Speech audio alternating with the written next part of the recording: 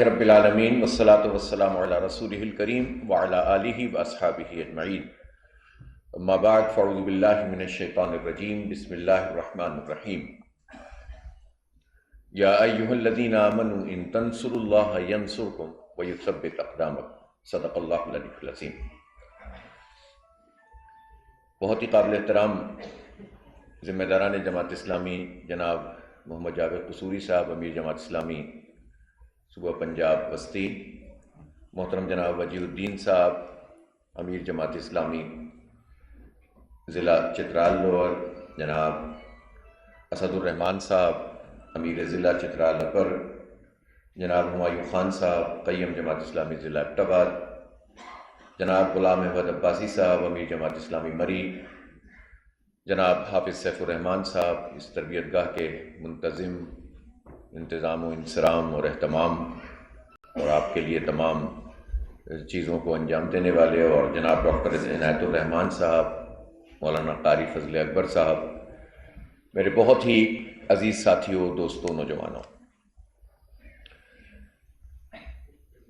سب سے پہلے دور دراز علاقوں سے، پہاڑوں سے، میدانوں سے یہاں تشریف لانے والے تمام ساتھیوں کو، دوستوں کو، راہ حق کے مسافروں کو میں تہہ دل سے مبارکباد پیش کرتا ہوں کہ آپ نے اللہ کے دین کے خاطر یہ سفر طے کیا ہے۔ آپ کا خیر مقدم کرتے ہیں، اور انشاءاللہ اس منصورہ میں جو جماعت اسلامی کا مرکز ہے، دینی تحریکوں کا مرکز ہے، عالم اسلام کی امیدوں کا مرکز ہے، اس میں آپ تشریف لائے ہیں۔ انشاءاللہ آپ کے لیے یہ بہت مفید ثابت ہوگا، اور میں دعا کرتا ہوں کہ اللہ تعالیٰ آپ کی ان تمام مساعی کو، اس ایثار کو، قربانی کو، وقت دینے کو قبول فرما لے۔ جماعت اسلامی کی یہی خوبصورتی ہے۔ میں نے ابھی آپ کے سامنے 5 مختلف علاقوں کے ذمہ داروں کے نام لیے، کوئی اپر چترال سے ہے، کوئی لوور چترال سے ہے، کوئی ایبٹ آباد سے ہے، کوئی مری سے ہے، اور پھر پنجاب کے ہمارے امیر صاحب بھی موجود ہیں، وسطی پنجاب کے۔ اور یہی خوبصورتی ہے کہ یہ تمام علاقوں سے رہنے والے، بسنے والے سب ایک دعوت، ایک پیغام، ایک کلمے کی خاطر اکٹھے ہیں، اور سب کا مقصد بھی یہ ہے کہ ہم اس پیغام کو، اس دین کو ایک نظام کے طور پر اپنے معاشرے میں اور اپنے ملک میں، مملکت میں، ریاست میں قائم کریں۔ اور ہم یہ سمجھتے ہیں، قرآن و سنت سے ہم نے یہ سیکھا ہے، سید ابو الاعلیٰ مودودی رحمۃ اللہ علیہ نے ہمیں بتایا ہے، سمجھایا ہے کہ جب معاشرے میں اسلام قائم نہ ہو، نظام کے طور پر عدل نہ ہو، انصاف نہ ہو، طاقتوروں کی حکمرانی ہو، اللہ تعالیٰ کی حاکمیت میں انسان شریک ہونے لگیں، خدائی کا اعلان کرنے لگیں، بین الاقوامی سطح پر بھی آپ کو یہ منظر نظر آئے، قومی سطح پر بھی آپ کو یہ منظر نظر آئے، اپنے معاشروں میں کچھ لوگ طاقتور ہو کر باقی لوگوں کو کچلنے لگیں، ایک مفاد پرست لوگوں کے، کرپٹ لوگوں کی ایک کنسورشیم بن جائے اور وہ پورے سوسائٹی پر غلبہ حاصل کرے، تو ایسے میں دین کو ایک نظام کے طور پر، عدل و انصاف کے نظام کے طور پر قائم کرنا، اس کی جد و جہد کرنا فرض عین ہے، اور یہ جد و جہد ہمارے لیے آخرت میں ہماری نجات کا ذریعہ ہے۔ جماعت اسلامی کے جو لوگ کام کر رہے ہیں وہ صرف یہ نہیں ہے کہ ہمیں دنیا میں کچھ حاصل کر لینا ہے، حکومت بنا لینی ہے، پارٹی اقتدار میں آ جائے۔ یہ پارٹی کا اقتدار ہے ہی اس لیے کہ مقصد پورا ہو۔ جماعت اسلامی ایک مقصد کے لیے بنی ہوئی ہے، بذات خود مقصد نہیں ہے کہ آپ سمجھیں کہ بس ایک تنظیم کے مقابلے میں دوسری تنظیم آ جائے، ایک پارٹی کے مقابلے میں دوسری پارٹی ہے۔ اسی لیے ہم کہتے ہیں نظام کی تبدیلی ہونی چاہیے، چہروں کی اور جھنڈوں کی اور پارٹیوں کی تبدیلی نہیں۔ 78 سال سے پاکستان میں یہی سب کچھ ہو رہا ہے، لیکن نظام وہی کا وہی ہے۔ اس لیے 2-3 باتیں ابتدائی طور پر میں چاہتا ہوں کہ ہمارے ذہن میں بالکل واضح رہنی چاہیے کہ جماعت اسلامی ایک دینی تحریک ہے، اور دینی تحریک میں ہمارا ذہن بہت واضح رہنا چاہیے کہ ہم دین کے کسی ایک پہلو پر کام نہیں کرتے۔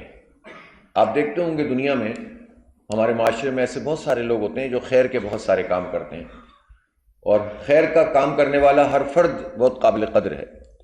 کوئی خدمت کا کام کرتے ہیں، کوئی اسپتال بناتے ہیں، کوئی مریضوں کی دیکھ بھال کرتے ہیں، کوئی پینے کے پانی کا پلانٹ لگاتے ہیں، لوگوں کو سہولت پہنچاتے ہیں، کوئی کھانا کھلاتا ہے، کوئی اور بہت ساری ہماری الخدمت کے ذریعے سے ہی بہت سارے لوگ تعاون کر رہے ہوتے ہیں لوگوں کا، یہ بھی خیر کا کام ہے۔ کچھ لوگ ہوتے ہیں جو واعظ اور نصیحت کا کام کرتے ہیں، علماء کرام ہیں، ممبر پر بیٹھے ہیں، لوگوں کو بتا رہے ہیں، سمجھا رہے ہیں، یہ بھی خیر کا کام ہے۔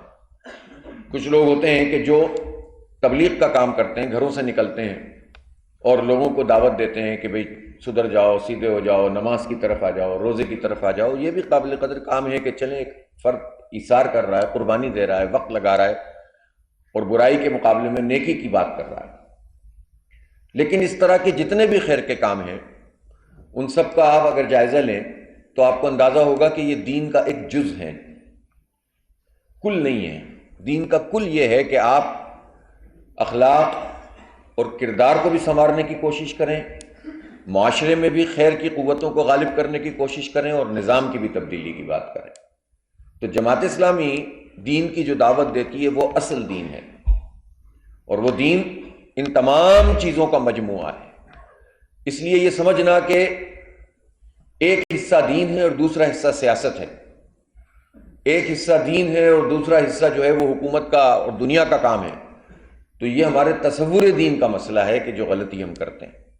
اللہ تعالیٰ نے ہمیں جو دین دیا ہے وہ تمام چیزوں کے اوپر حاوی ہے، اور اس میں ہمیں یہ دیکھنا پڑے گا کہ کون سی چیز کتنی اہم ہوتی ہے، اس کے لحاظ سے جد و جہد کی جائے گی۔ اس لیے آپ اگر جلسے اور جلوس کرتے ہیں، آپ اگر دھرنے کرتے ہیں، اب جیسے ابھی ہم پچھلے دنوں یہاں پنجاب میں ہم نے کہا کہ یہ جو بلدیاتی ایکٹ آیا ہے یہ ظالمانہ ایکٹ ہے، غیر جمہوری ایکٹ ہے، اختیارات کو سلب کرنے والا ایکٹ ہے۔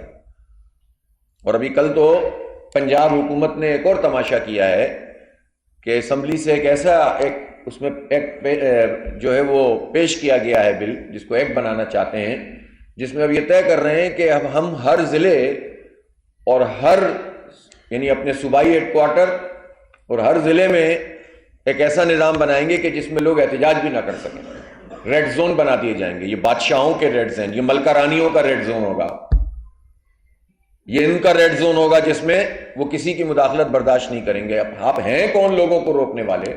آپ کی حیثیت کیا ہے؟ فارم 47 کی پیداوار آ کر مسلط ہو گئے اور یہ کہتے ہیں کہ آپ احتجاج بھی نہیں کر سکتے، یہ ایکٹ پاس کریں غیر جمہوری، یہ لوگوں کے حق ماریں۔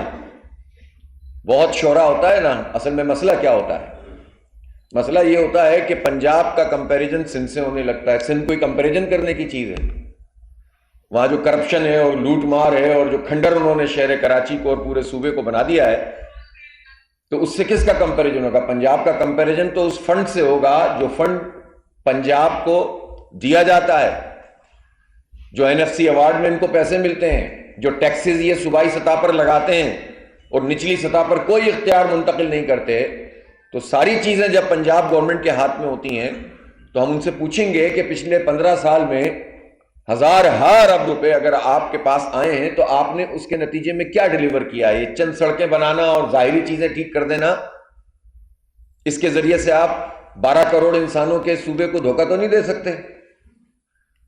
تو آپ تو یہ بتائیں کہ تہران جیسے شہر میں سب ویز کا نظام ہے، یعنی انڈر گراؤنڈ ٹرینز چلتی ہیں، تو لاہور میں کیوں نہیں چلتی ہیں؟ آپ یہ کمپیریزن کیوں کرتے ہیں کہ وہاں پر سندھ کے مقابلے میں ہمیں دیکھو؟ بھئی سندھ میں بھی آپ ہی کے پارٹنر وہاں پر حکمران ہیں، جو کرپشن اور لوٹ مار ہے سب مل جل کر ہی ہوتا ہے۔ ہم یہ پوچھنا چاہتے ہیں یہ کیسی گورننس ہے جس کے اشتہار ہم روز دیکھ رہے ہوتے ہیں اخباروں میں اور ٹی وی میں، کہ جس میں کسان سے گندم خریدی جائے 1900 سے لے کر 2200 روپے میں، اور مارکیٹ میں آٹا بک رہا ہو 6000 روپے من، اور گندم بک رہی ہو 5000 روپے مارکیٹ میں۔ تو یہ جو بیچ کے 3 سے 4000 روپے ہیں یہ کس کے پاس جا رہے ہیں؟ یہ جو مڈل مین ہوتے ہیں، یہ جو آڑتیوں کا نظام بند ہوتا ہے، جو اسٹاکسٹ ہوتے ہیں، یہ کس کے ایما پر یہ کام کر رہے ہیں؟ وزیر اعلیٰ صاحبہ بتانا پسند کریں گی کہ پنجاب کے عوام کا یہ استحصال جو وہ کر رہی ہیں کس کے ایما پہ کر رہی ہیں؟ یہ پیسہ کہاں سے کہاں تک سرکولیٹ ہو رہا ہے؟ تو پھر ہمیں پتہ چلتا ہے کہ ابھی FBR نے تھوڑی سی تفصیلات معلوم کرنا شروع کی ہیں پاکستان کے بہت سارے لوگوں کی، تو پتہ چلتا ہے کہ جو کچھ وہ اپنے لائف اسٹائل بیان کرتے ہیں، کاغذوں میں لکھتے ہیں، اور جو ایکچوئل لائف اسٹائل ہے اس میں زمین آسمان کا فرق ہے۔ وہ شادیوں میں جو گاڑیاں استعمال ہوتی ہیں اور جو کروڑ روپے استعمال ہوتے ہیں، اور ہم یہ سوال کریں گے اس لیے کہ کسی کا ذاتی مسئلہ نہیں ہوتا جب کوئی حکمران بن جاتا ہے. ابھی جو تازہ شادی ہوئی ہے اور اس کے اخراجات ہوئے ہیں، یہ کہاں سے آئے ہیں؟ اور کیا یہ اکاؤنٹ فار ہوں گے؟ کسی کھاتے میں آئیں گے؟ کہیں پر شو ہوں گے؟ یا کسی ٹھیکیدار سے کہا کہ مہندی کرا دو، اور کسی ٹھیکیدار سے کہا کہ مایوں کرا دو، اور کسی ٹھیکیدار سے کہا کہ کچھ اور کرا دو؟ اور اگر ٹھیکیدار سے نہیں کہا تو آپ کے پاس اتنا پیسہ کہاں ہے؟ وہ شو ہو کیوں نہیں رہا؟ اور یہ کسی ایک وزیر اعلیٰ کا مسئلہ نہیں ہے، ایک خاندان کا مسئلہ نہیں ہے، یہ اس میں سینکڑوں خاندان ایسے ہوں گے، بیوروکریسی کے لوگ ہوں گے، فوج کے لوگ ایسے ہوں گے، پولیس کے لوگ ایسے ہوں گے، سیاستدانوں میں ایسے لوگ ہوں گے کہ جن کا پیسہ شو ہی نہیں ہو رہا، کہیں کھاتے میں ہی نہیں آ رہا، لیکن ان کا جو زندگی گزارنے کا طریقہ ہے اس میں وہ کروڑوں اربوں روپے خرچ کرتے ہیں. اور یہ سب پیسے کہاں سے آتے ہیں؟ یہ اسی چور بازاری سے آتے ہیں، یہ اسی نظام سے آتے ہیں جس میں سب کا حصہ بنا ہوا ہوتا ہے، اور اس کے نتیجے میں یہ عوام کے خون پسینے کی جو کمائی ہوتی ہے اس پہ ٹیکس لگا کر اپنے آپ کو طاقتور بناتے ہیں. اور عوام کو کیا دیتے ہیں؟ یہ دیتے ہیں کہ لیتے ہیں اس سے 2000 ارب روپے آئی پی پیز کے نام پر، اس بجلی کے جو بنتی نہیں ہے، سال میں 2200 ارب روپے کیپیسٹی چارجز کے نام پر وصول کیے گئے پاکستانی قوم سے. اور وہ بجلی کی جو بنی نہیں اس کے پیسے انہوں نے لیے ہیں، اور کتنے چند ہاتھوں میں وہ آئے ہیں. تو جو چند ہاتھوں میں آئے ہیں وہ کسی اور ہاتھ سے بھی تو ہوتے ہوئے گزرتے ہیں. یہ بتائیں نا کہ یہ معاہدے جس نے تینوں چاروں حکومتوں میں کیے ہیں اور ان کو برقرار رکھا ہے، چاہے وہ نون لیگ کی حکومت ہو، چاہے پیپلز پارٹی کی ہو، چاہے پی ٹی آئی کی ہو، اور ہر پارٹی میں یہ آئی پی پی مافیا موجود ہوتا ہے، اور ہر ایک ان کو جو ہے وہ ڈھیل دیتا ہے، اور جو معاہدے ہوئے ہیں وہ ظالمانہ معاہدے ہوئے ہیں، اس کا کون حساب دے گا؟ تو یہ اس طرح سے یہ پورے سسٹم کے اوپر حاوی لوگ بیٹھے ہوئے ہیں. ابھی تو میں نے آپ کو ایک اور دو مثالیں دی ہیں، بے شمار مثالیں ہیں جس میں انتہائی بدترین صورتحال ہوتی ہے گورننس کی، لیکن چونکہ آپ کے پاس اختیار ہے، آپ کے پاس اقتدار ہے، آپ کے پاس ہمارے ٹیکسوں کا وہ پیسہ ہے جو آپ لاکھوں نہیں، کروڑوں نہیں، اربوں روپے کے اشتہارات دے رہے ہیں، اپنی جیب سے تو نہیں دے رہے، ہمارے پیسوں سے دے رہے ہیں. تو آپ یہ تاثر بناتے ہیں کہ ہم بہت اچھی حکومت چلا رہے ہیں، ہم نے یہ کر دیا، ہم نے وہ کر دیا، فلاں نے یہ کر دیا. ناموں کے ساتھ جو ہے وہ بی ایچ یوز بنائے جاتے ہیں، بیسک ہیلتھ یونٹ، ناموں کے ساتھ ٹھیلے لگائے جاتے ہیں، ناموں کے ساتھ پل بنائے جاتے ہیں، جیسے کوئی بادشاہی نظام چل رہا ہے یہاں پر، شہنشاہی اور ملکہ کا نظام چل رہا ہے. اور عوام کیڑے مکوڑے ہیں کہ جن کی کوئی حیثیت نہیں ہے، جن کے ٹیکسوں سے آپ یہ راج کر رہے ہیں، ان کا کوئی تذکرہ نہیں ہے، اور لوگوں کے ذہنوں میں یہ بٹھا دینا کہ ہم تمہیں دے رہے ہیں. تو آپ ہیں کون کہ جو آپ ہمیں دے رہے ہیں؟ اس لیے ہم یہ سمجھتے ہیں کہ اس وقت بحران پورے ملک میں یہ موجود ہے کہ یہ جو پورا نظام ہے یہ چند لوگوں کے ہاتھ میں ہے. اس نظام کو بدلنے کی جو تحریک ہے یہ کوئی محض سیاسی تحریک نہیں ہے، یہ ہمارے دین کا تقاضا ہے.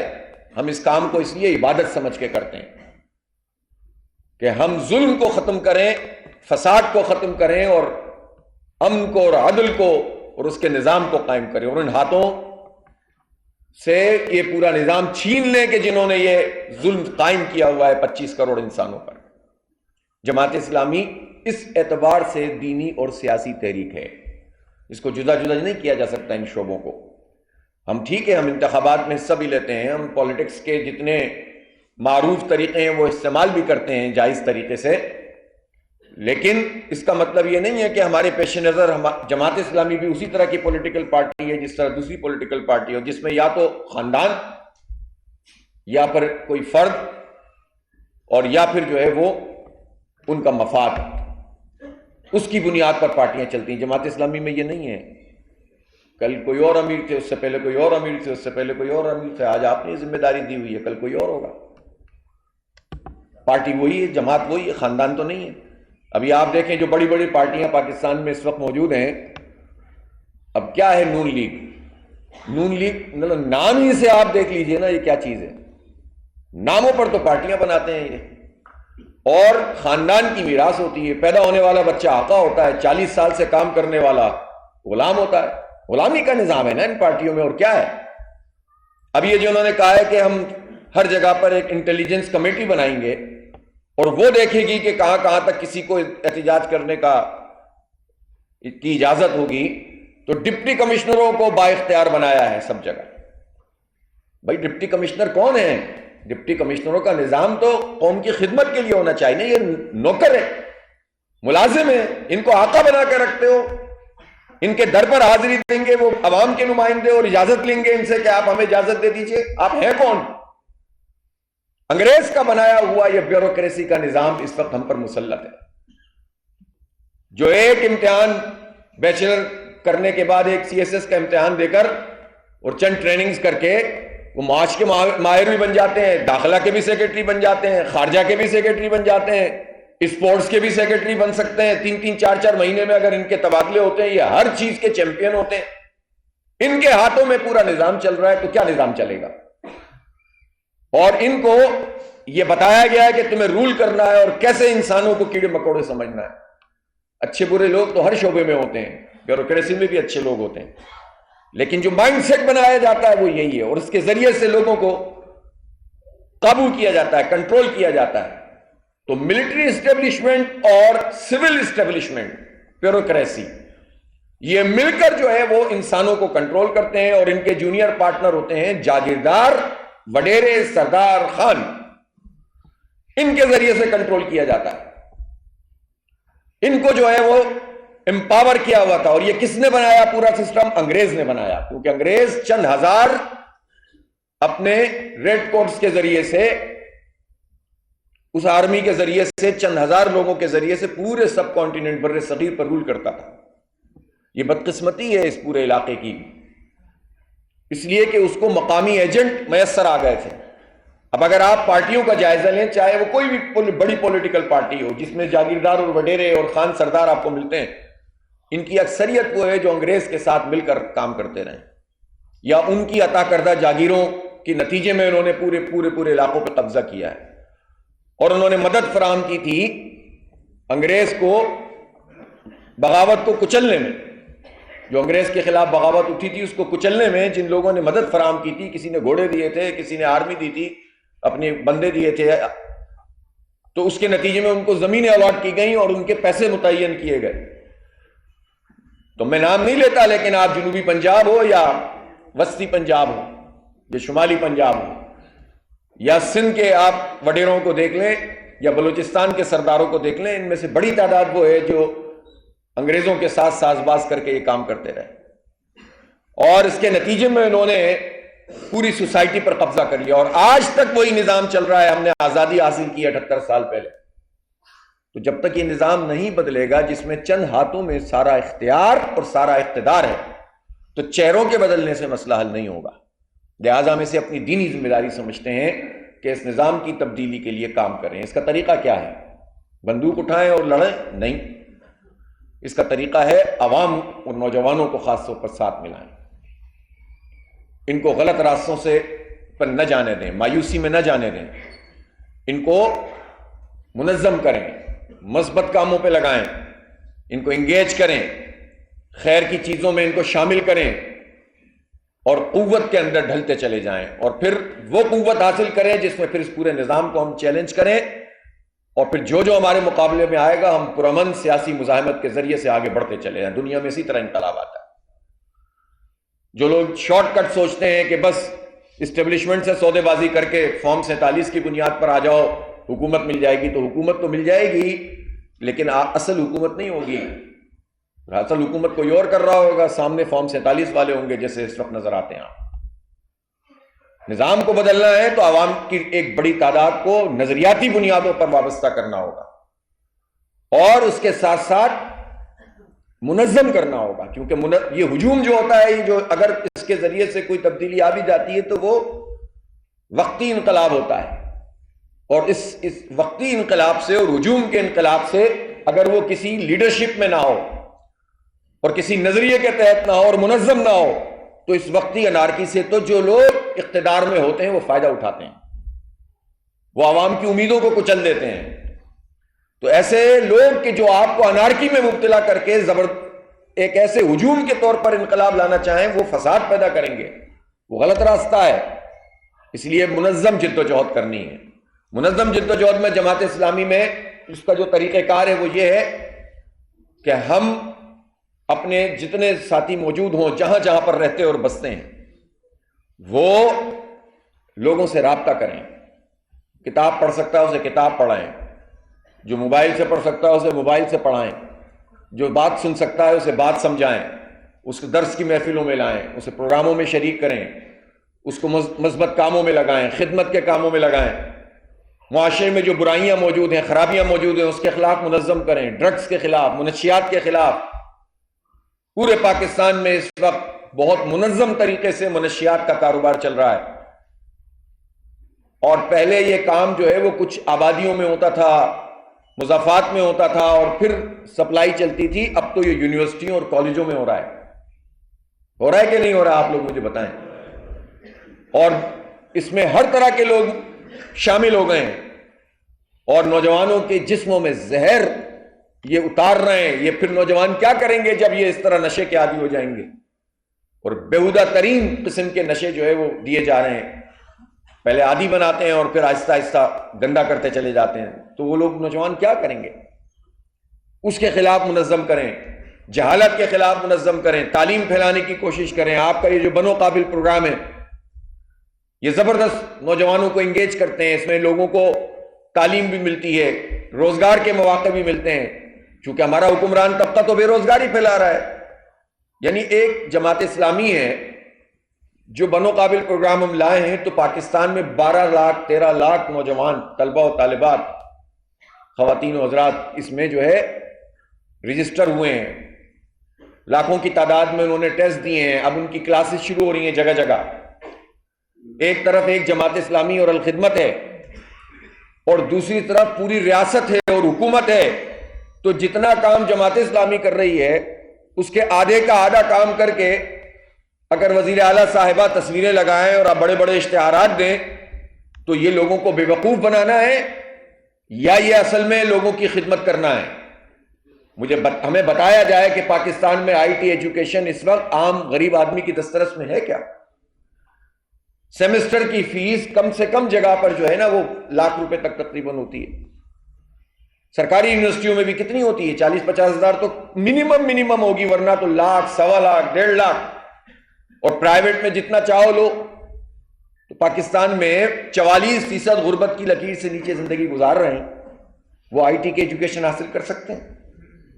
تو پھر ہم تو جو ممکن ہے وہ اب کر رہے ہیں, لیکن حکومتوں کا کام تو یہ نہیں ہے کہ وہ ایک چھوٹا سا پروجیکٹ لانچ کریں اور اس کی تصویر بنائیں اور کہیں کہ جناب ہم نوجوانوں کی بہت خدمت کر رہے ہیں. سسٹم کو ٹھیک کرنے کی ضرورت ہے نا, کہ جس میں سب کے لیے ایکسیسیبل ہو. یعنی جو امیر ہو یا غریب ہو, میڈیا کا ورکر ہو یا کھیتوں میں کام کرنے والا مزدور ہو یا دفتروں میں کام کرنے والا کوئی ملازم ہو, تو ان سب کے لیے برابر کے مواقع ہونے چاہیے. یہ ہمارا آئین کہتا ہے. لیکن نظام ایسا بنا ہوا ہے کہ بہت بڑی تعداد میں تو آپ ویسے ہی باہر کر دیتے ہیں, لوگوں کو فیلڈ سے ہی باہر کر دیتے ہیں. مقابلہ ہی نہیں ہے, رنگ میں ہی نہیں آ سکتا. مقابلہ کیا کرے گا؟ اور پھر جب رنگ میں آ بھی جائے تو اس کے ہاتھ پیر باندھ دیتے ہیں, باقی کو جو ہے وہ سارے مواقع فراہم کر دیتے ہیں, تو وہ مقابلہ کیا کرے گا؟ تو اس لیے تعلیم کا میدان ہو یا صحت کا میدان ہو یا زندگی کی دوڑ میں آگے بڑھنے کا معاملہ ہو, تو اس میں روکا ہوا ہے. لیکن گندگیاں پھیلانے کے لیے, منکرات پھیلانے کے لیے, منشیات پھیلانے کے لیے سب چیزیں موجود ہوں, کرمنل ایکٹیویٹی کے لیے سارے راستے موجود ہوں, تو یہ نوجوانوں کا کیا قصور ہے جو پھر غلط راستوں پہ چل پڑیں؟ اس لیے یہ ہم چیلنج سمجھتے ہیں کہ ہم نوجوانوں کو ان غلط راہوں پہ نہ جانے دیں, انہیں اپنے ساتھ جوڑیں, ان کی تربیت کریں, ان کو سمجھائیں, ان کو بتائیں, خدا خوفی پیدا کریں. اسی لیے ہم نے جنریشن زی کنیکٹ پروگرام بنایا ہے. یہ نعرے بازی کے لیے نہیں ہے جنریشن زی, بلکہ یہ ایک اتنی بڑی تعداد ہے. اگر آپ صرف جنریشن زی جو 15 سال سے لے کر 30 سال تک کے نوجوان ہیں, یہی 7-8 کروڑ ہیں, اور اس سے پہلے کے جو بچے ہیں وہ بھی 6-7 کروڑ ہیں. تو آپ سوچیں کہ پاکستان, بلکہ اس سے بھی زیادہ ہے, پاکستان کی آبادی کا 65% لوگ 30 سال تک کی عمر کے ہیں اور 80% لوگ 40 سال تک کی عمر کے ہیں. تو ان لوگوں کو جب تک آپ ان سے رابطہ نہیں کریں گے، ان کو اپنے ساتھ جوڑیں گے نہیں، ان کی تربیت نہیں کریں گے، ان کو پڑھائیں گے نہیں، ان کے ساتھ ان کو اسپورٹس میں آگے نہیں بڑھائیں گے، تو کیسے کام چلے گا؟ لہذا جو ممکن ہو سکے، جس طرح ہو سکے، یہ ہمارے لیے چیلنج ہے، جس بستی میں ہم رہتے اور بستے ہیں، نوجوانوں کو اپنے ساتھ انگیج کریں تاکہ یہ غلط راستوں پہ نہ جا سکیں۔ یہ نظام دھکیل کر انہیں غلط راستوں پہ لے جانا چاہتا ہے، مایوس کرنا چاہتا ہے۔ ہم اس نظام کے مقابلے میں لوگوں کو صحیح راستے کی طرف لے کر جائیں گے انشاءاللہ۔ یہ اس کو ہم دین سمجھتے ہیں، دین کی ضرورت سمجھتے ہیں، دعوت اس کو ہم سمجھتے ہیں۔ تو یہ آپ کو کام کرنا ہے۔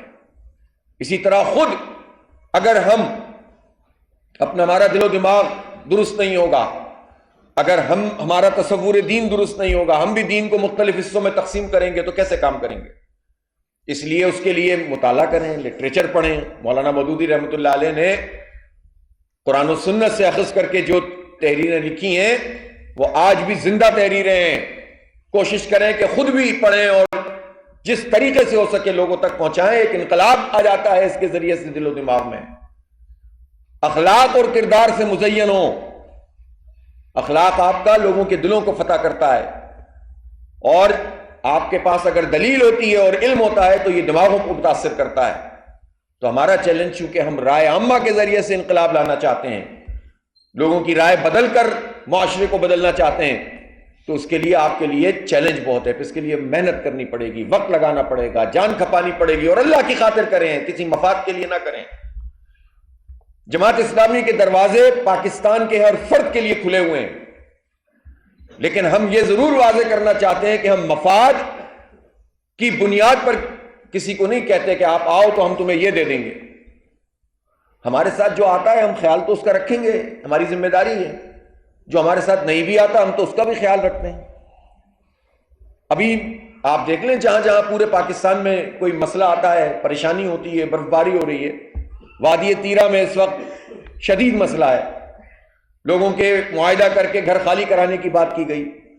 میں خود ابھی 24 رکنی جو ان کا جرگہ ہے اس سے چند دن پہلے ملاقات کی، اور انہوں نے بتایا کہ ہمارے ساتھ 37 پوائنٹس پر معاہدہ ہے، جس میں فوج کے لوگ بھی شامل تھے اور ڈپٹی کمشنر اور کمشنر بھی شامل تھے، گویا وفاق بھی شامل تھا اور صوبہ بھی شامل تھا۔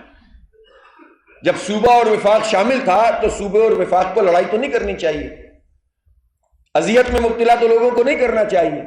شدید برف باری میں اگر بلیم گیم چلتا رہے گا، ایک دوسرے کے خلاف بات کرتے رہیں گے تو لوگوں کا کیا بنے گا؟ لیکن الحمدللہ جماعت اسلامی اور الخدمت کے رضاکار جو ممکن ہو پا رہا ہے خدمت کر رہے ہیں ان کی۔ جو لوگ وہاں سے آ رہے ہیں، کیمپس تو نہیں لگانا چاہتے لوگ، بار بار آئی ڈی پیز کا وہ بستیاں تو نہیں بسانا چاہتے جس کے نتیجے میں وہ پھر مزید مشکلات میں جائیں، اس لیے لوگ اپنے رشتہ داروں کی طرف چلے جاتے ہیں۔ لیکن جو آتے ہیں ان کو نکالنا، ریسکیو کرنا، ان کی خدمت کرنا، ان کو کچھ فراہم کرنا، یہ الحمدللہ جماعت اسلامی کر رہی ہے۔ بچوں کے لیے خاص طور پر وہ جو ہم کر سکتے ہیں وہ ہم کر رہے ہیں، لیکن ہم یہ ضرور کہنا چاہتے ہیں کہ اس طرح کے جو فیصلے کیے جاتے ہیں کیا سوچ کر کیے جاتے ہیں۔ پتہ تھا کہ اب برف باری ہونی ہے تو پھر آپ کیسے لوگوں سے اس طرح سے زبردستی خالی کروا رہے تھے، یا یہ کہنا کہ جناب ہم آپریشن شروع کرنے والے ہیں اور آپ گھر خالی کر دیں۔ ہم تو اس سے بڑی بات کرتے ہیں کہ آپ کو تو اپنی مجموعی پالیسی کو ہی ریوزٹ کرنا چاہیے۔ یہ کیوں بار بار آپ کو آپریشن کرنے پڑتے ہیں؟ ایک جگہ آ کے آپ پھنس جاتے ہیں، اگر آپ کاروائی کریں تو مسئلہ، نہ کریں تو مسئلہ۔ تو یہ تو آپ کی پالیسیوں کے نتیجے میں۔ آپ بات کریں افغانستان سے، ایک دفعہ ناکام ہوتی ہے دوبارہ کریں، دوبارہ ناکام ہوتی ہے دوبارہ کریں، لوگوں کو بیچ میں ڈالیں، قبائل کو بیچ میں ڈالیں، لوگوں کی رشتہ داریاں ہیں دونوں طرف۔ آپ بارڈر کے ایشوز آتے ہیں، سیل ہو جاتا ہے، مہینوں نہیں کھل پاتا، لیکن خود مقامی قبائل کو آپ موقع دیتے ہیں، وہ 4 دن میں مسئلہ حل کر دیتے ہیں۔ تو سماج کو سمجھنے کی کوشش کریں بجائے اس کے کہ آپ طاقت کے ذریعے سے ہر چیز کو حل کریں۔ اور افغانستان کی حکومت بھی اس کو یقینی بنائے کہ ان کی سرزمین پاکستان میں دہشت گردی کے لیے استعمال نہیں ہونی چاہیے۔ پاکستان کے لوگوں نے کیا قصور کیا ہے؟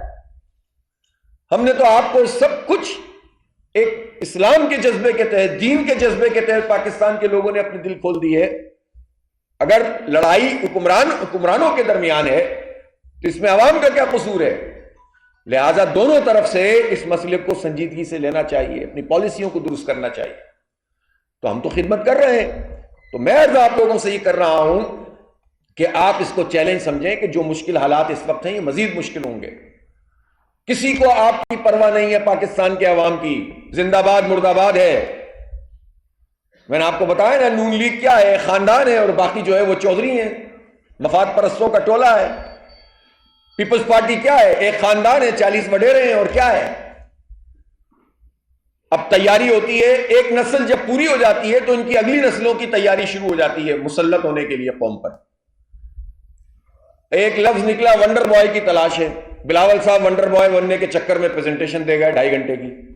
بندے سو رہے تھے, وہ پریزنٹیشن دے رہے تھے اور بتا رہے تھے کہ ہم نے تو پتہ نہیں ہیرے جواہرات لگا دیے ہیں, کچھ سڑکیں جو ہیں اب سونے کی بن گئی ہیں, جیسے بھی ہم نے UAE کا سنا کوئی بنا رہے ہیں وہ سونے کی سڑک, اور جو ہے وہ دودھ شہد کی نہریں بہ رہی ہیں. اور پتہ یہ چلا کہ ایک بلڈنگ کی آگ بجھانے کی صلاحیت بھی 17 سال سے اقتدار میں موجود پیپلز پارٹی کے پاس نہیں ہے. فائر بریگیڈ کے عملے کو اکوپمنٹ بھی پراپر نہیں دے سکتے. اتنے نالائق اور اتنا عوام دشمن لوگ ہیں یہ پیپلز پارٹی, جس کا نام ہے اور اس کے وڈیروں کا راج ہے پورا سندھ میں. اور پہلے یہ دیہی سندھ کو اپنا قابو میں رکھتے تھے, کنٹرول کرتے تھے. اب یہ ان کو مزے لگ گئے, ظاہر ہے کراچی پہ قبضہ کر کے تو زیادہ مال ملتا تو وہ قبضہ کر رہے ہیں. تو یہ وڈیروں کا جو قبضہ ہے جاگیردارانہ مائنڈ سیٹ کے ساتھ جس طرح سے یہ لوٹ مار کرتے ہیں, کرپشن کرتے ہیں, تو کیا ہے پیپلز پارٹی؟ جمہوریت. ایوب خان کو ڈیڈی کہنے سے یہ سفر شروع ہوا. یحییٰ خان کے ساتھ مل کر پاکستان توڑ دیا. اس کے بعد صرف ضیاء الحق کا زمانہ لڑائی کا اس لیے ہوا کہ بھئی مفاد ٹکرا گیا. باقی مشرف کے ساتھ بھی NRO پیپلز پارٹی نے کیا, اور موجودہ فوجی رجیم کے ساتھ بھی A+ ٹیم کا کردار ادا کر رہے ہیں. تو آمریت سے شروع ہو کر, اور جب ان کو خود موقع ملتا ہے یہ سب سے بڑھ کر آمر بن جاتے ہیں, اختیارات نیچے منتقل نہیں کرتے, اور نام یہ ہے کہ ہم بہت جمہوری جماعت ہیں. تو یہ ہے پیپلز پارٹی, یہ ہے نون لیگ. اور اگر باقی پارٹیوں کو ہم دیکھتے ہیں تو سب جگہ آپ کو تو مذہبی لوگوں میں بھی یہی باپ بیٹا, بیٹا بھائی, بھتیجا, سمجھی, داماد, پھر ریزرو سیٹوں پہ بہو, سالی, اور کون سے رشتے ہوتے ہیں, بھابھی, چچا, ماموں, یہ سب آپ دیکھ لیں. ماشاءاللہ اس میں مقابلہ بہت سخت ہے, مذہبی ہوں یا غیر مذہبی ہوں. خاندان کو پروموٹ کرنے میں مقابلہ کافی سخت ہے ماشاءاللہ. تو یہ کیا ہے پارٹیاں یا شخصیت ہے؟ تو بس ایک آدمی کلٹ کی پالیٹکس ہے, ہمیں منزل نہیں رہنما چاہیے. ارے یہ کیا ہوتا ہے بھائی, منزل چاہیے ہوتی ہے نا, رہنما خود تھوڑی منزل ہوتا ہے. لیکن یہ چلتا ہے. تو اس لیے ہم یہ سمجھتے ہیں کہ جماعت اسلامی کے لیے یہ چیلنج ہے. لوگوں کے رویے بنے ہوئے ہیں اور اسی بنیاد پر وہ اپنے سیاسی فیصلے کرتے ہیں. لیکن آپ کے پاس جو بات ہے, جو پیغام ہے, وہ کسی کے پاس نہیں ہے. آپ کو اس بات کی کوئی فکر نہیں ہے کہ کوئی یہ کہے کہ آپ کی پارٹی کرپٹ ہے, آپ نے یہ کیا, یہ کیا, یہ کیا. آپ بتا دیں گے, بتا دو بھائی. دیکھیں فرشتے تو نہیں ہیں ہم, لیکن بحثیت مجموعی الحمدللہ خدا خوفی ہے, دیانت ہے, امانت ہے, لوگوں کی خدمت ہے. تو اس کی وجہ سے ہمارے بدترین مخالف بھی ہم پر الزام نہیں لگا پاتے. اس پر اللہ کا ہمیں شکر ادا کرنا چاہیے کہ ہم ایسی جماعت سے وابستہ. یہ اللہ کا کتنا بڑا انعام ہے کہ آپ کی لیڈرشپ کے بارے میں آپ کو پریشانی نہیں ہے کہ اس کو ڈیفینڈ کیسے کریں گے, کہ کہاں سے کماتے ہیں, کتنا لوٹتے ہیں, کتنا کھاتے ہیں, کتنی کرپشن کرتے ہیں, گھر کیسے چلتا ہے, کہیں توشہ خانے میں سے تو نہیں لے لیتے. اور اس میں بھی مقابلہ ہوتا ہے, وہ کہتا ہے نہیں میں نے اتنا نہیں لیا, وہ کہتا ہے میں نے اتنا نہیں لیا. تو اللہ کا شکر ہے کہ آپ کے پاس ایسی لیڈرشپ ہے ہر سطح پر الحمدللہ. کہیں کوئی غلطی ہوتی ہے تو ہمارا نظام اس کو ٹھیک کر دیتا ہے. غلطی ہونی نہیں چاہیے, لیکن انسان ہے جب ہو جاتی ہے تو آپ کے پاس پارٹی میں سسٹم ایسا ہونا چاہیے کہ آپ اس کو پکڑ سکیں. اسی طرح سے آپ کو یہ پریشانی نہیں ہے کہ کہیں آپ کو موقع ملا ہو اور آپ کے بارے میں یہ ہو کہ آپ نے تو کام ہی نہیں کیا. بھئی آپ کو کراچی میں 3 مرتبہ موقع ملا. تینوں ادوار جماعت اسلامی کے وہ ہیں کہ جو کراچی کی تاریخ کے روشن ترین ادوار ہیں, ترقی والے ادوار ہیں. آخر میں تو نعمت اللہ خان صاحب نے الحمدللہ پورے شہر کو ہی جو ہے وہ تعمیر و ترقی کی طرف اس کا رخ کر دیا تھا. بدقسمتی سے بعد میں مشرف کا NRO ہوا اور MKM اور پیپلز پارٹی کی ڈیل ہو گئی, اور اس کے نتیجے میں کراچی کا یہ حال ہو گیا. ورنہ بہت کچھ ہو جانا تھا اور واقعی یہ منی پاکستان بنتا, شایان نشان ہوتا, لیکن ظالموں کے حوالے کر دیا. اسی طرح سے آپ یہ دیکھیں کہ جہاں ہمارے منسٹر رہے، ہمارے کے پی میں منسٹر رہے، ہمارے سینئر منسٹر سراج الحق صاحب رہے، ہمارے عنایت الرحمان صاحب منسٹر رہے، الحمدللہ کوئی ایسی ان کے اوپر کوئی الزام نہیں لگا سکتا۔ اسی طرح سے آپ جہاں جہاں ہمارے ناظم، چیئرمین، وائس چیئرمین، کونسلر، تو بحیثیت مجموعی لوگوں کی رائے یہ ہے کہ یہ ایمانداری سے کام بھی کرتے ہیں اور ڈیلیور بھی کرتے ہیں۔ صرف یہ ایماندار دیکھیں، اگر ایماندار اور کام کرنے کی صلاحیت نہ رکھتا ہو تو اس کی ایمانداری کا عوام کو کیا فائدہ، اور اگر بہت صلاحیت رکھتا ہو اور ایمان نہ ہو تو پھر کرپشن کرے گا۔ تو ہونا یہ چاہیے کہ صلاحیت بھی ہو اور صالحیت بھی ہو۔ الحمدللہ جماعت اسلامی میں یہ چیز ملتی ہے۔ میں نے پھر کہا فرشتے نہیں ہیں، غلطی کر سکتے ہیں، غلطی کر سکتے ہیں، لیکن سسٹم ہوگا جو غلطی کو پکڑے گا۔ تو جو آپ کو یہ کوئی پرابلم نہیں ہے، پھر آپ خدمت کرتے ہیں، آپ نوجوانوں کے ساتھ چلتے ہیں، آپ جو ہے وہ جمہوری جماعت ہے، باقی پارٹیوں میں تو شخصی آمریت ہوتی ہے، خاندان کی آمریت ہوتی ہے، تو آپ کے پاس کوئی ایسا بیگیج نہیں ہے کہ جس میں آپ کو کوئی پریشانی ہو۔ اور یہ جتنے لوگ کہتے ہیں نا جناب کہ ہم بہت جمہوری ہیں، ان سے پوچھو، میں نے آپ کو پیپلز پارٹی کی تو مثال دے ہی دی۔ ابھی تازہ استثناء کس نے دیا؟ یہ جمہوری عمل کیا ہے انہوں نے، کیا یہ جو فیلڈ مارشل صاحب کو اور صدر صاحب کو جو یہ استثناء ملا ہے کہ وہ کسی عدالت میں پیش نہیں ہو سکتے، یہ جمہوری عمل ہے، یہ شرعی عمل ہے، یہ آئینی عمل ہے۔ یہ تو آئین، ایسی قانون سازی، ایسے آئین بنایا جو خود آئین کی روح کے خلاف ہے۔ یہ جو ایکسٹینشن دی تھی باجوہ صاحب کو سب نے مل کر ماشاءاللہ، P T I, Peoples Party, Noon League, M Q M وغیرہ وغیرہ وغیرہ، تو جماعت اسلامی نے تو نہیں دی تھی۔ تو کون ہوا پھر فوج کا ساتھی، اسٹیبلشمنٹ کا ساتھی؟ اور کس نے کہا تھا کہ نیوٹرل تو جانور ہوتا ہے؟ اس کا کیا مطلب تھا؟ اس کا مطلب کیا تھا کہ فوج کو چاہیے ہمارا ساتھ دے، تو یہ جمہوری عمل ہے، یہ اینٹی اسٹیبلشمنٹ ہونا ہوتا ہے۔ ساتھ نہیں دیا تو آپ اینٹی اسٹیبلشمنٹ، ساتھ دے دیا تو فوج، آرمی چیف تو باپ ہوتا ہے قوم کا۔ اور سارے مراد حاصل کرو۔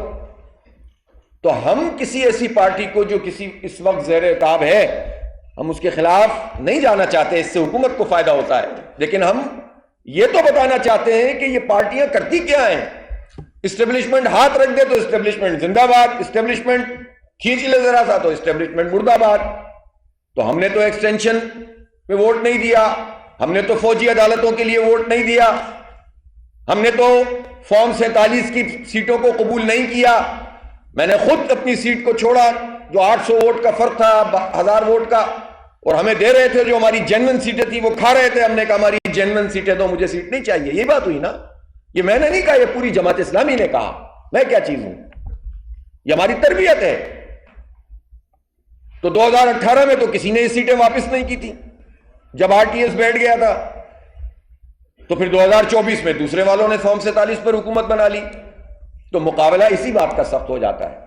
لیکن اس کے باوجود ہم میں اتنا ظرف ہے کہ ہم یہ کہتے ہیں کہ سیاسی بنیاد پر جو قیدی ہوں ان کو رہا ہونا چاہیے، عمران خان صاحب سمیت، اس لیے کہ بات ہے اصول کی، اور بات یہ ہے کہ کسی کو اس طرح سے زبردستی آپ دیوار پہ نہیں لگا سکتے۔ ابھی دیکھیں نا ٹی ایل پی کے ساتھ کیا سلوک کیا ہے، بھائی وہ الیکشن لڑے تھے، ملینز میں انہوں نے ووٹ لیے تھے، آپ کیسے کسی کو اس طرح سے پابند کر سکتے ہیں؟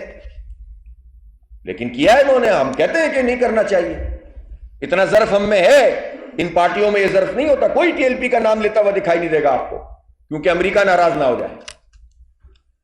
ابھی اس وقت جو صورتحال ہے انٹرنیشنل بھی، اس میں ٹرمپ نے غزہ پیس بورڈ کی بات کی ہے، اور اس نے عملاً یو این او کے مقابلے میں اپنا ایک نظام وضع کر لیا۔ اب ٹرمپ صاحب جس کو چاہیں گے وہ اس کا حصہ بنے گا، جس کو چاہیں گے نکال دیں گے، جو چاہیں گے فیصلہ کریں گے۔ غزہ کو پہلے برباد کیا، تباہ کیا، ملبے کا ڈھیر بنا دیا، اور نیتن یاہو دہشت گرد کو سپورٹ فراہم کی، نسل کشی کی فلسطینیوں کی، اور اب امن کے نام پر نیا نو آبادیاتی نظام قائم کر رہا ہے۔ تو جو اس آدمی کو کہ جو اس وقت نو آبادیاتی نظام قائم کر رہا ہے، غزہ کی لاشوں پہ کھڑا ہو کر اس کی زمین کو اور بلڈنگوں کو بیچنے کی باتیں کر رہا ہے، جو اس کا ساتھ دے رہا ہے، وہ کیسے پاکستان کے عوام کی امیدوں کا ترجمان بن سکتا ہے؟ ہمارے پرائم منسٹر نے یا ہماری حکومت نے جو فیصلہ کیا ہے غزہ پیس بورڈ میں جانے کا، ہمیں قبول نہیں ہے کسی صورت میں بھی۔ اس کو ہم مسترد کرتے ہیں، اور ہم یہ کہنا چاہتے ہیں کہ کسی بھی صورت میں پاکستان کی افواج کو غزہ میں جا کر امریکی ایجنڈا پورا نہیں کرنا چاہیے، اس لیے کہ حماس کو ڈسارم کرنا یہ ڈونلڈ ٹرمپ اور نیتن یاہو کا ایجنڈا ہے، یہ امت مسلمہ کا ایجنڈا نہیں ہے، یہ پاکستان کا ایجنڈا نہیں ہے، یہ قائد اعظم کا ایجنڈا نہیں ہے، یہ پاکستان کی قوم کا ایجنڈا نہیں ہے، یہ امریکی ایجنڈا ہے، جس کی تکمیل کرنے کے لیے اگر آپ جائیں گے تو پھر آپ خود سوچ لیں کہ تاریخ میں آپ کا نام کن لوگوں میں لکھا جائے گا۔ آپ کو مستقل تو نہیں رہنا، چاہے فیلڈ مارشل ہوں چاہے پرائم منسٹر ہوں، لیکن آپ سوچیں تو صحیح آپ کام کیا کر رہے ہیں۔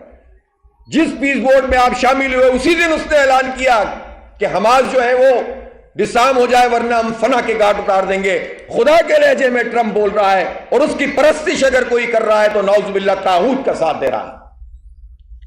پھر علماء کرام سے ہم پوچھیں گے کہ وہ بتائیں کہ حماس کو ڈسارم کرنے کے لیے اور غزہ کے لوگوں کو کچلنے کے لیے پاکستان کی قوم کا یا فوج کا کوئی فرد بھی اگر وہاں شریک ہوگا تو اس کا اسٹیٹس کیا ہوگا، اور اگر اس کی موت واقع ہوگی تو اس کو کیا کہیں گے ہم؟ کیوں آپ مشکل میں ڈال رہے ہیں ہماری فوج کو؟ کیوں ہمارے یہ ارباب اختیار ہمارے سپاہیوں کو مشکل میں ڈال رہے ہیں، دنیا اور آخرت کو تباہ کر رہے ہیں؟ یہ کسی صورت میں بھی قابل قبول نہیں ہے۔ اور میں چاہتا ہوں کہ ہماری پولیٹیکل پارٹیز بھی کھل کر سامنے آئیں۔ یہ صحیح ہے کہ اسمبلی میں گفتگو ہوئی کہ اس میں مشاورت ہونی چاہیے تھی، تو ہم بھی کہتے ہیں مشاورت ہونی چاہیے تھی، کابینہ تک سے نہیں پوچھا، لیکن جو پاکستان کی پولیٹیکل پارٹیز ہیں، مولانا فضل الرحمان صاحب نے بہت واضح طور پر متعین طور پر امریکہ کی مخالفت کی، ڈونلڈ ٹرمپ کی مخالفت کی، اسرائیل کی مخالفت کی اور اس فیصلے کی مخالفت کی، ہم اپریشیٹ کرتے ہیں، لیکن باقی پولیٹیکل پارٹیز جو اپوزیشن میں ہیں وہ ڈونلڈ ٹرمپ کے خلاف کیوں نہیں بولتے؟ وہ کیوں نہیں کہتے کہ یہ ٹرمپ عالمی جو ہے وہ سامراجی نظام کی ایک نئی شکل بنا رہا ہے؟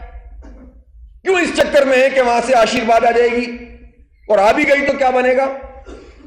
اس لیے کھل کر امریکہ کی مخالفت کرنی چاہیے، اور یہ تمام پارٹیز اپنا پارٹی کا موقف بھی بیان کریں، یہ ڈل مل قسم کی اور اس طرح کے سٹیٹمنٹ جاری نہ کریں کہ ایسا پتہ ہی نہ چلے آخر تک کہ آپ نے کس کی مخالفت کی ہے۔ اس لیے یہ اس کو نوبل انعام کے لیے، یعنی آپ ٹرمپ کے حرکتیں تو دیکھیں، وینزویلا کے صدر کو اپنی اہلیہ سمیت اغوا کر لیا، حکومت کا تختہ الٹ دیا، اب سارے اپنے کام کروانا چاہ رہا ہے، اتنا یہ کہ جس کو کیئر ٹیکر بنایا تھا اس نے بھی کہہ دیا ہے کہ بھائی بہت ہو گیا، اب ہم زیادہ باتیں نہیں مان سکتے آپ کی۔ کیوبا کو دھمکیاں دے رہا ہے، کولمبیا کو دھمکیاں دے رہا ہے، میکسیکو کو دھمکیاں دے رہا ہے، ایران سے کہہ رہا ہے کہ میں نے قافلہ روانہ کر دیا ہے، حملہ کر دیں گے ورنہ ہم سے بات کر لو۔ یہ بات کی جاتی ہے اس طرح سے؟ پہلے بھی اٹیک کیا تھا، پہلے بھی اسرائیل کا ساتھ دیا تھا، اب پھر یہ کام کرنے جا رہا ہے، پوری دنیا کا امن تباہ کر رہا ہے، اور امن کا نوبل پرائز کے لیے شہباز شریف صاحب اس کو نامزد فرما رہے ہیں۔ تو یہ قوم کے وقار کے منافی ہے، ہماری عزت کے منافی ہے جو کام ہمارے پرائم منسٹر کرتے ہیں، اور جس طرح جو ان کی باڈی لینگویج ہوتی ہے ہمیں افسوس ہوتا ہے۔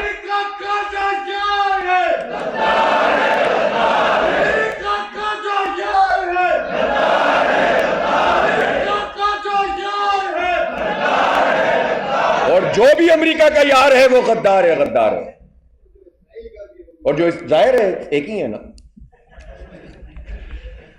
تو اس لیے ہم یہ سمجھتے ہیں کہ اس پر حکومت باز رہے ان ساری ہتھ کنڈوں سے جس کے نتیجے میں تباہی کے سوا کچھ نہیں ملے گا۔ ایک مشرف نے امریکہ کا ساتھ دیا اور آج تک ہم بھگت رہے ہیں۔ ہم سے اس وقت بھی یہ کہا گیا تھا کہ ہم کیا کرتے ہیں، ہم پر حملہ ہو جاتا، ہم نے اس بھینسے سے بچنے کے لیے یہ کام کیا، اور اب بھی یہ کہتے ہیں کہ ہم بھینسے کو لال رومال دکھا رہے ہیں تاکہ عزت بن نکل جائے۔ او بھائی، ہم بھی جانتے ہیں چیزوں کو، ہمیں پتہ ہے کس کس کے کیا کیا اسٹیکس ہوتے ہیں امریکہ میں، کس کو اپنے خاندان کے لوگوں کو ایڈجسٹ کرنا ہوتا ہے۔ یہ ہماری بیوروکریسی، یہ ہمارے فوج کے جرنیل، یہ ہمارے جتنے بھی ٹاپ کے پولیٹیشین، جاگیردار وڈیرے، ان کا پرابلم یہ ہے کہ انہیں ویسٹ میں جا کر اپنے بچوں کو سیٹ کرنا ہوتا ہے، کاروبار کرنے ہوتے ہیں، انہیں ریٹائرمنٹ کے بعد جگاڑیں کرنی ہوتی ہیں، اس لیے اس طرف جاتے ہیں۔ بعد میں آپ نکل جائیں گے، پوری قوم کو آپ اسی طرح سے دھکیل دیں گے جس طرح 25 سال سے ہم فوجی آپریشنوں کی زد میں ہیں، لڑائی جھگڑے کی زد میں ہیں، پوری ہماری قبائلی بیلٹ جو ہے آپ نے تباہ کر دی۔ اب کوئی پوچھتا ہے، وہ تو نکل گئے، اور یہ بھی ہو جاتا ہے کہ نیا آنے والا کہتا ہے پچھلے نے غلطی کی، وہ پچھلے نے غلطی کی، پوری قوم کا بیڑا غرق کر دو۔ اب آپ کے بارے میں بھی کوئی کہہ دے گا پچھلے نے غلطی کی تو ہم کہاں جائیں گے؟ آئیے بیٹھیے، بات کیجئے، یہ حساس معاملات ہیں، اس کو ڈسکس کیجئے اور قوم کی امیدوں اور امنگوں کے مطابق اور ہمارے مفاد کے مطابق فیصلہ کیجئے، اپنی ذات کے مفاد کے مطابق فیصلہ نہ کیجئے، اپنی حکومت کے لیے فیصلہ نہ کیجئے۔ اسی طرح سے ہم یہ سمجھتے ہیں کہ جب ہم اس نظام کی تبدیلی کی بات کرتے ہیں، ابھی یہ کراچی کے بارے میں بحث چل رہی ہے کہ اس کو وفاق کے تحت دے دو، اس کو صوبے کے تحت دے دو۔ ایک زمانے میں وفاق کے تحت دے رہے تھے تو ایم کیو ایم نے کہا وفاق کے تحت دو گے تو ہم یہ کر دیں گے اور وہ کر دیں گے، اب خود کہہ رہے ہیں وفاق کے تحت دے دو۔ اب یہ کیا ٹرک کی بتیوں کے پیچھے لگاتے ہیں یہ لوگ، اور ان کو لوگوں نے نظر انداز کر دیا، دھتکار دیا، ووٹ ہی نہیں دیے، نہ ان کو نہ پیپلز پارٹی کو۔ یہ تو زبردستی مسلط کیے گئے ہیں۔ اب ان کو ذرا سا میڈیا میں نمایاں کرنے کے لیے ہدایات آتی ہیں اور اس کے نتیجے میں یہ چاہتے ہیں کہ یہ پھر سے ٹھیک ہو جائیں گے، تو یہ ہو نہیں سکتا۔ اب یہ ختم ہو چکا ہے فنومینا ایم کیو ایم والا۔ میں کراچی کا ایک شہری بھی ہوں اور جانتا بھی ہوں چیزوں کو۔ آپ یقین کریں اب M Q M Peoples Party سے لوگ اتنے بیزار ہیں کہ یہ کبھی واپس نہیں آ سکتے پولیٹیکلی، یہ صرف قبضے کے ذریعے سے وہاں مسلط ہو سکتے ہیں۔ لیکن جو لوگ ان کو مسلط کر رہے ہیں اصل میں تو ان کے لیے سوال ہے، کراچی میں جماعت اسلامی کا میئر کیوں نہیں آنے دیا گیا؟ عوام نے ووٹ ڈالا تھا، آپ نے کیوں چوروں اور ڈاکوؤں کو مسلط کیا؟ آپ کو ایماندار لوگ پسند کیوں نہیں ہیں؟ آپ کا پرابلم کیا ہے؟ اور بھگتتے رہتے ہیں پھر سب۔ اس لیے جس نے یہ سارا فساد کیا ہے یا کروایا ہے وہی ٹھیک بھی کرے۔ ہم تو عوام کے ساتھ کھڑے ہیں اور 1 فروری کو انشاءاللہ بہت تاریخی مارچ ہوگا جو کراچی کے عوام کی امیدوں کا مرکز بنے گا، اور اس بے بسی اور بے کسی اور اس مایوسی کے پورے حالات میں انشاءاللہ امید کا پیغام بنے گا۔ ہم گیو اپ نہیں کرتے، ہم میدان نہیں چھوڑتے، الحمدللہ ہم موجود ہیں۔ میں کراچی کے لوگوں کو پورے پاکستان کی طرف سے کہتا ہوں، آپ تو چترال سے آئے ہوئے ہیں نا، آپ تو ایبٹ آباد سے آئے ہوئے ہیں، آپ کراچی کے عوام کے ساتھ کھڑے ہیں کہ نہیں کھڑے ہیں؟ یہ دیکھیں ان کا جذبہ، اس لیے کہ کراچی منی پاکستان ہے، امت مسلمہ کا سب سے بڑا شہر ہے، پاکستان کی معیشت ان گئے گزرے حالات میں بھی چلاتا ہے، ہم سب کا اس کے ساتھ ایک تعلق ہے۔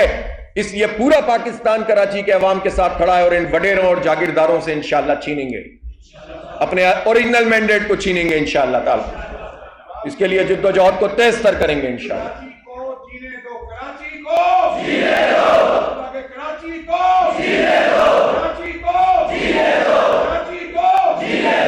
جزاک اللہ۔ پورے پاکستان کو جینے دو بھائی، 25 کروڑ لوگوں کو جینے دو، کیا مسلط کر دیا ہے ہمارے اوپر۔ تو نظام کی تبدیلی کی یہ تحریک ہے۔ ہم یہ سمجھتے ہیں کہ نہ وفاقی کنٹرول نہ صوبائی کنٹرول، ایک آئین نے راستہ بتایا ہوا ہے۔ جو سٹیز ہیں بڑے بڑے ان میں سٹی گورنمنٹس کا نظام بننا چاہیے با اختیار۔ کراچی کو کراچی والوں کے سپرد کرو نا، وفاق اور صوبے کے کنٹرول میں کیوں دیتے ہیں؟ جو آئینی طریقہ ہے اس کے مطابق کام ہونا چاہیے، با اختیار نہیں بناتے، سارے محکمے اپنے کنٹرول میں رکھتے ہیں۔ یہی پنجاب میں بھی ہو رہا ہے۔ ابھی پنجاب کا جو ایکٹ آیا ہے، ایک ووٹ ڈالیں گے آپ تو 9 بندے منتخب ہو جائیں گے ترتیب سے، پھر 4 کو اور منتخب کریں گے اور یہ غیر جماعتی بنیاد پر منتخب ہوں گے، اور یہ 13 مل کر یوسی چیئرمین وائس چیئرمین بنائیں گے، اور یہ چیئرمین وائس چیئرمین بھی غیر جماعتی ہوں گے، عوام کے ووٹ سے بھی نہیں آئیں گے، اور 1 مہینے کے اندر اندر ان کو پارٹی جوائن کرنی ہوگی۔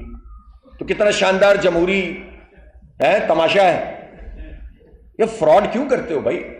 لکھ بھی دو کہ کون سی پارٹی جوائن کرنی ہے، اس تکلف کی کیا ضرورت ہے؟